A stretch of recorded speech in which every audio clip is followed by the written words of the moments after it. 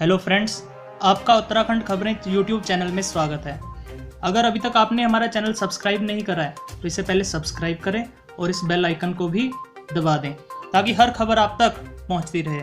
बढ़ते हैं खबरों की तरफ। तो पहली खबर है, उत्तराखंड के इन जिलों में सुबह 7 बजे से शाम 6 बजे तक खुलेंगी दुकानें। तो ये हमारे वो ज़िले हैं जिनके अंदर कोरोना वायरस के बहुत कम मरीज या फिर कोई भी मरीज नहीं मिला है, जो पूरी तरह से अब सैनिटाइज हो चुके हैं। उत्तराखंड में इन जिलों में रविवार से लॉकडाउन में छूट दी जा रही है। भारत सरकार द्वारा दुकानों को खोले जाने के संबंध में जारी गाइडलाइंस पर मुख्यमंत्री त्रिवेंद्र सिंह रावत की अध्यक्षता में आयोजित बैठक में विचार विमर्श किया गया। तो हमारे प्रदेश के अंदर 13 ज़िले टोटल है, उनमें से सिर्फ 4 ही ज़िले हैं जहां पे अभी एक्टिव कोरोना के हॉटस्पॉट हैं।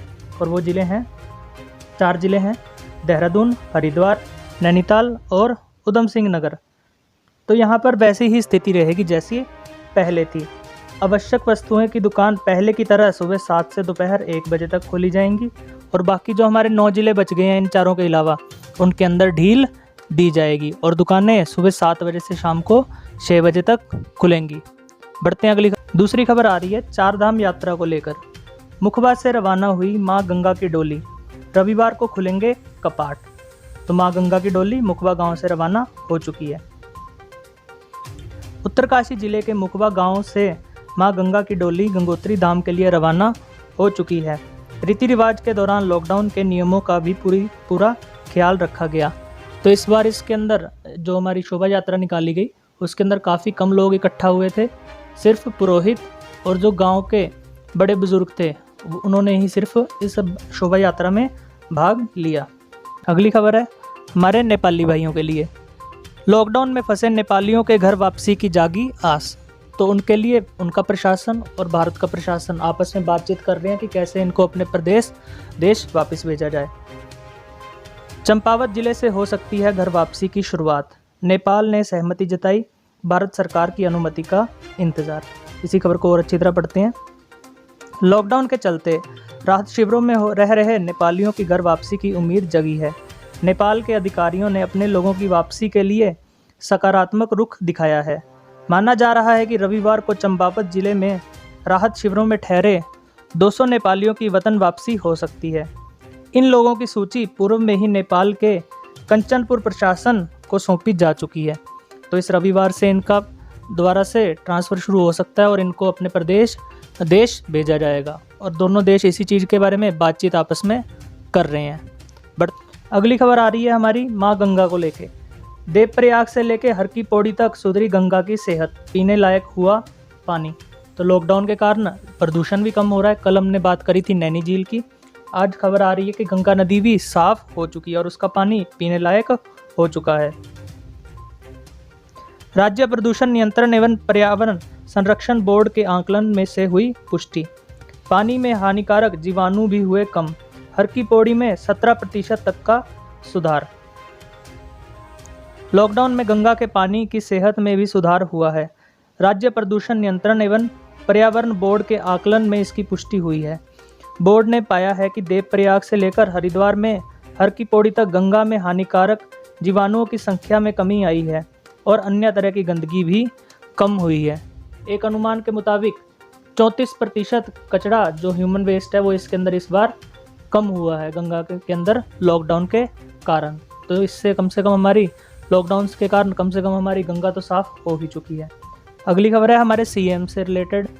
तो सीएम साहब ने एक रिक्वेस्ट करी है प्रवासियों से, गढ़वाली भाषा में उनको एक पत्र लिखा है और उनको प्रदेश के विकास में सहयोग देने के लिए कहा है। ये काफ़ी भावनात्मक पत्र है, इसको पढ़ते हैं। मुख्यमंत्री त्रिवेंद्र सिंह रावत ने कोविड-19 के चलते अपनी जन्मभूमि पर लौटे प्रवासी उत्तराखंडियों के स्वास्थ्य एवं सुखी जीवन की कामना की। उन्होंने गढ़वाली भाषा में लिखे पत्र में उन्होंने कहा कि प्रवासी भाइयों ने देश व विदेश में रहकर अपनी मेहनत से अपनी पहचान बनाई है। अब वह यही कार्य अपने गांव में रहकर करें। इससे उनका परिवार एवं हमारा प्रदेश भी आर्थिक रूप से खुशहाल होगा। तो उन्होंने रिक्वेस्ट करी है एक तरह से कि जो भी हमारे प्रवासी वापस लौट के आए हैं अपने गांव में, वो इसकी अपने प्रदेश की आर्थिक स्थिति को सुधारने में मदद करें और यहीं पर रह के कोई ना कोई काम करें।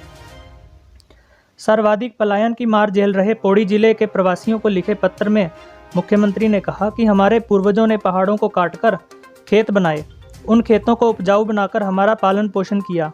आज वही खेत हमारे भागम भाग की जिंदगी के कारण बंजर पड़ी है, जबकि हमारे इन खेतों के उत्पादों की मांग देश व दुनिया में हो रही है।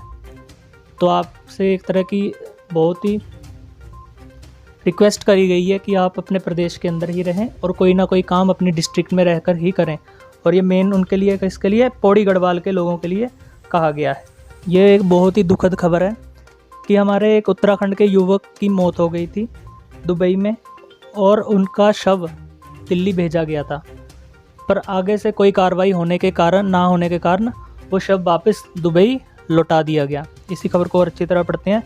दिल्ली एयरपोर्ट से वापस दुबई लौटाया उत्तराखंड के युवक का शव, परिजनों का रो रो कर बुरा हाल।